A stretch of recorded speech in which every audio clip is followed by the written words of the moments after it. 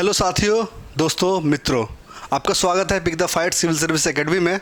जो कि हम गुलाम वंश का जो सेशन चल रहा था, किसी टेक्निकल प्रॉब्लम से वो थोड़ा सा उसमें थोड़ा सा बाधा हो गया था, जो कि हम उसके आगे आपको बताने वाला है। ठीक है, क्वेश्चन देखेंगे आप लोग।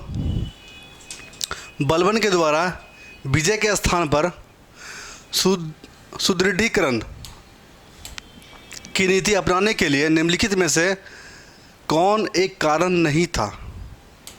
कौन एक कारण नहीं था? ठीक है, उसका कमज़ोर स्वभाव। क्या कारण नहीं था? उसका कमज़ोर स्वभाव।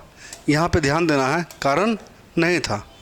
ऑप्शन डी इस क्वेश्चन का राइट आंसर हो जाएगा, उसका कमज़ोर स्वभाव। ठीक है, आगे की ओर चलते हैं।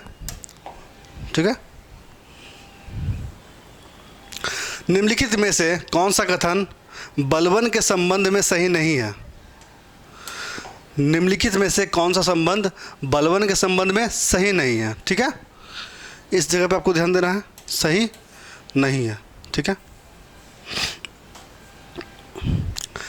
उसने, ऑप्शन देखिएगा, उसने इत्तेदारी व्यवस्था का प्रारंभ किया, उसने नियाबत एक खुदाई का सिद्धांत का प्रतिपादन किया, उसने तुर्कान चहलगानी का प्रभाव समाप्त किया, उसने बंगाल विद्रोह का दमन किया। ठीक है, इस क्वेश्चन का राइट आंसर होगा ऑप्शन ए, उसने इत्तेदारी व्यवस्था का प्रारंभ किया।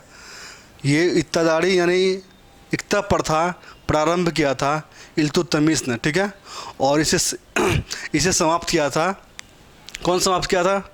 अलाउद्दीन खिलजी ने इसे फिर पुनः लागू किया गया था फिरोज शाह तुगलक के द्वारा। ठीक है, इक्तदारी किसने प्रारंभ किया था? इल्तुतमिश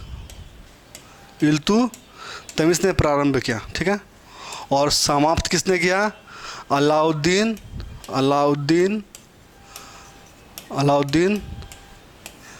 खिलजी ने समाप्त किया। अब पुनः कौन लागू किया? पुनः कौन शासक लागू किया इसे?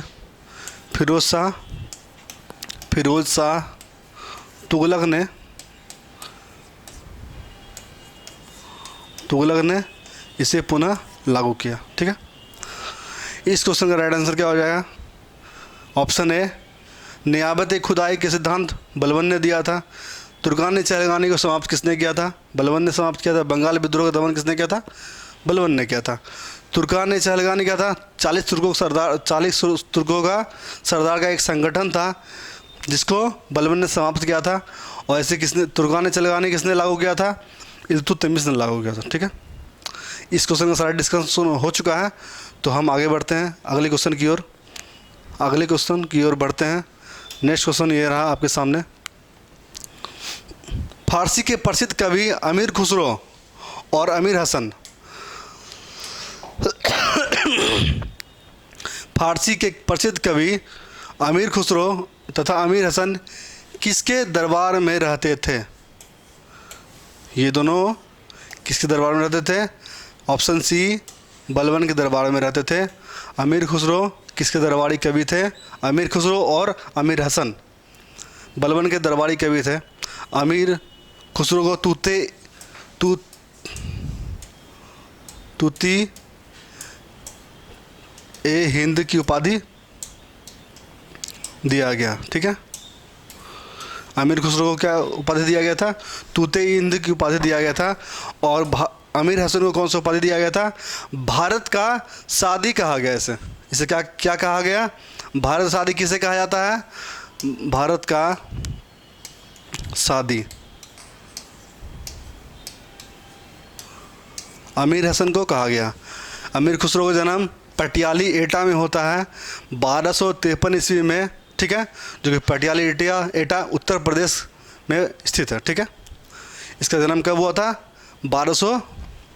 इसका जन्म 1253 ईस्वी में होता है। ठीक है, आगे की ओर चलते हैं। देखिए, आ गया ना क्वेश्चन। अभी जस्ट हम बताए थे आपको, निम्नलिखित फारसी कवियों में से किसे भारत का सादी कहा जाता है? आप लोग इसका जवाब कमेंट बॉक्स में कमेंट करके दे सकते हैं, जो कि इसका सही जवाब क्या होगा आप लोग गेस कीजिए। ठीक है, जस्ट अभी यहाँ आपको बताए हैं।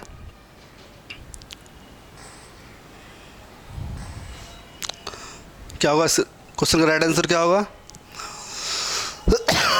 आमिर हसन। ठीक है, आमिर हसन को भारत का सादी कहा जाता है। ठीक है, आगे की ओर बढ़ते हैं। बलबन की मृत्यु कब हुई? बलबन की मृत्यु कब हुई?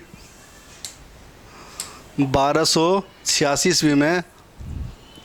1286 ईस्वी में बलबन का मृत्यु हो जाता है। इस क्वेश्चन का राइट आंसर होगा ऑप्शन डी 1886। ठीक है, आगे की ओर चलते हैं। दिल्ली के कोतवाल मलिक फ़खरुद्दीन के निर्देशन पर बुगरा खां का पुत्र, और बुगरा खां किसका पुत्र था? बुगरा खां पुत्र था, बलबन का पुत्र था। अब बुगरा खां का पुत्र कौन हुआ? कैकुबाबाद। ठीक है, कैकुबाद बुगरा खां का पुत्र हुआ।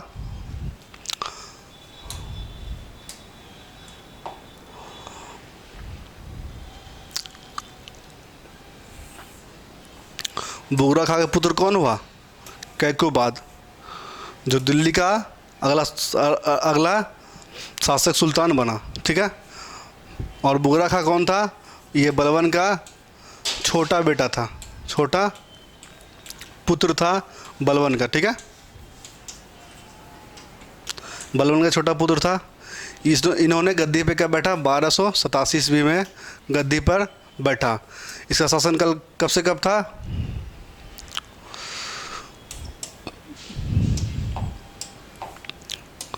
1287 से लेकर 1289 ईस्वी तक कैकुबाद का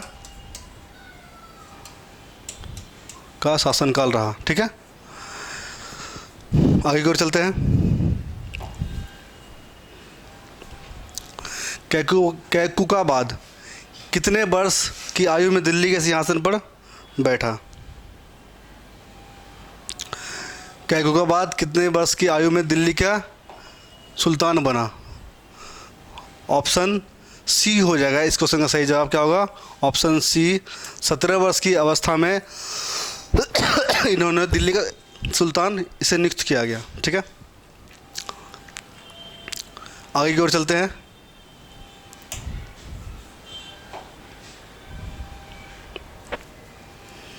सुल्तान कैकुबाद ने कौन सी उपाधि धारण की थी?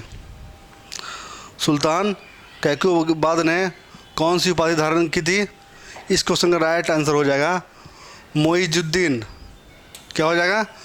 मोइजुद्दीन ने का उपाधि धारण किया था कैकुबाद ने।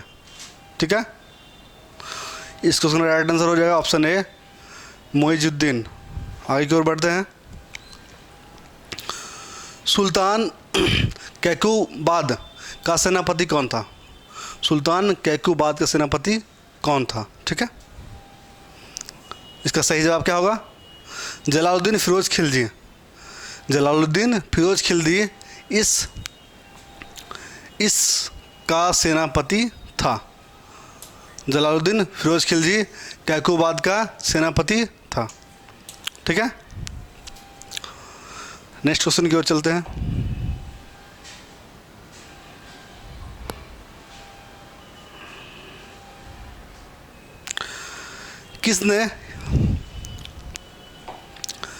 किस शासक ने यहाँ पे किस शासक लिख देते हैं। किसने सुल्तान कैकुबाद की हत्या कर उसे यमुना नदी में फेंकवा दिया? किसने सुल्तान ने कैकुबाद की हत्या कर उसे यमुना नदी में फेंकवा दिया? जलालुद्दीन फिरोज खिलजी। जलालुद्दीन फिरोज खिलजी ने कैकुबाद का हत्या करवा कर कहाँ फेंकवा दिया? यमुना नदी में फेंकवा दिया। ठीक है, आगे की ओर चलते हैं।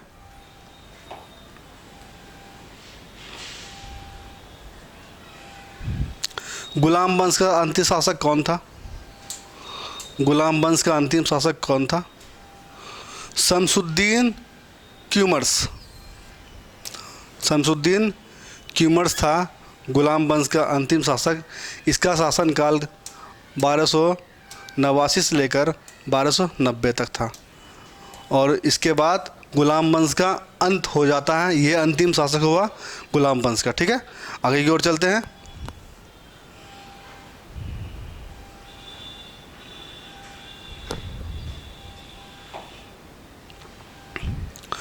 कैकुबाबाद का पुत्र शमसुद्दीन क्यूमर्स को कौन सी उपाधि दी गई थी? कौन सी उपाधि दी गई थी? कायू मार्स की उपाधि दी गई थी। कायू मार्स की उपाधि दी गई थी। कैकुबाबाद का पुत्र सुल्तान शमसुद्दीन को कौन सी उपाधि दी गई थी? कायू मार्स की उपाधि दी गई थी। किसे दी गई थी? कैकुबाबाद के पुत्र का शमसुद्दीन को दिया गया था। ठीक है, आगे की ओर चलते हैं। इनमें कौन सा गुलाम वंश का नहीं था?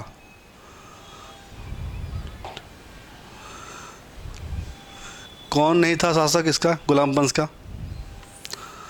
ये था इल्तुतमिश था, बलबन था, कुतुबुद्दीन ऐबक था।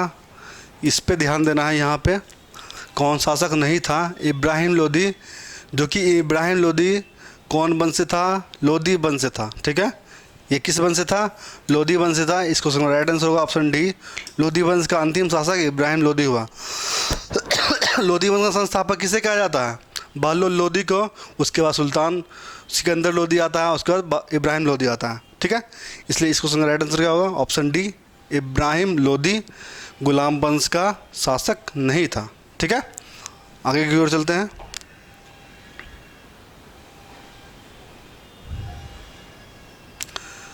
दिल्ली सुल्तानों के शासनकाल में बंदगान एक खास निर्दिष्ट करता था।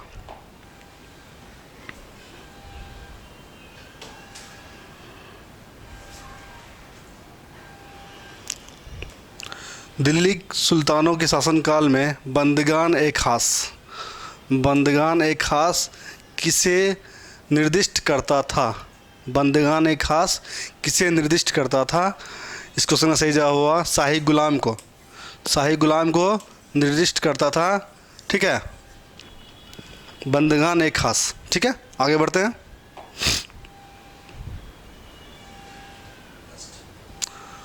इसी के साथ ही गुलाम वंश का